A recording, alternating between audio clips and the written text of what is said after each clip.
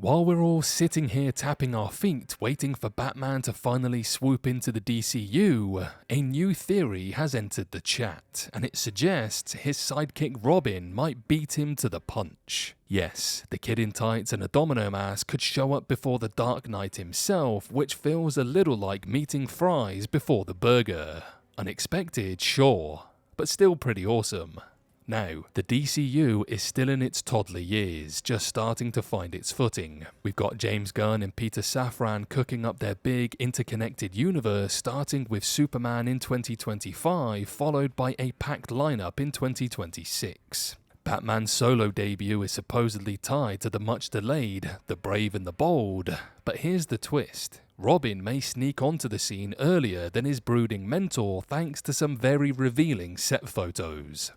But hey, quick pause for the shameless plug. If you're liking this deep dive into all things DCU, go ahead and hit that subscribe button, drop a like, leave your wildest Robin casting pics in the comments, and if you really want to be a superhero, sign up for channel membership. It helps us keep the lights on and the bat signal shining.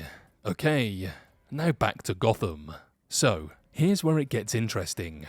The upcoming Clayface movie scheduled for 2026 might actually have planted seeds for Robin's arrival. How do we know?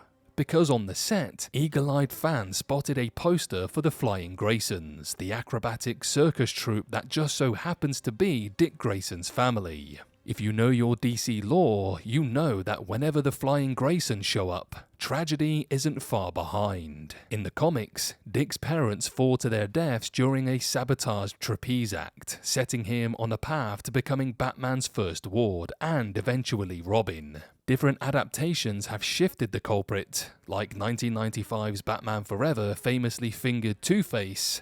Get your minds out the gutter, you lot. But the DCU might be pointing the blame squarely at Clayface. Imagine, Matt Hagen, the washed-up actor turned shape-shifting monster jealous of the Grayson spotlight, sabotages their performance. It'd be the perfect origin spark for Dick Grayson in this new universe. And honestly, it makes sense. The DCU is being built as a carefully woven tapestry with characters and storylines crisscrossing between movies and shows. We've already seen Clayface in Creature Commandos, which means he's not some one-and-done villain. If he's behind the tragedy that creates Robin, it instantly deepens his role while tying Gotham's fate together in a way that's both tragic and poetic.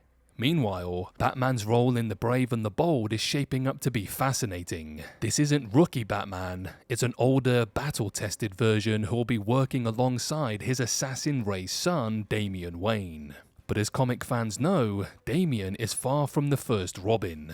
Bruce has a whole roster of proteges starting with Dick Grayson, the OG sidekick who shares his mentor's pain of losing parents to violent crime.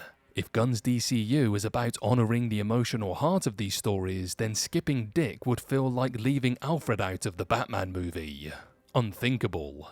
So here's the kicker. Clayface might not just be the villain of the week with a goo problem. He could be the tragic domino that tips Dick Grayson into Bruce Wayne's orbit, reshaping the Bat family in the DCU. And with Dick already slated to appear in the dynamic duo coming in 2028, this little circus poster might be the first breadcrumb on a much bigger trail. At the end of the day, the DCU is clearly playing the long game. We're going to see characters weave in and out building towards something massive. If Rick Flag Sr. can show up across Creature Commandos, Superman and Peacemaker Season 2, then Clayface becoming the villain who sets Robin's story in motion feels almost inevitable. And honestly, that's the kind of connective tissue fans want. We don't just want Batman to show up in Gotham, we want to see the pain, the loss, and the legacy that forges the Bat family. If that road starts with Clayface wrecking a circus, then the DCU might have just given us a grim, brilliant tease for Robin's future. So buckle up, Batman may not have entered the DCU yet, but his shadow's already there, and his sidekick might just flip into the spotlight first.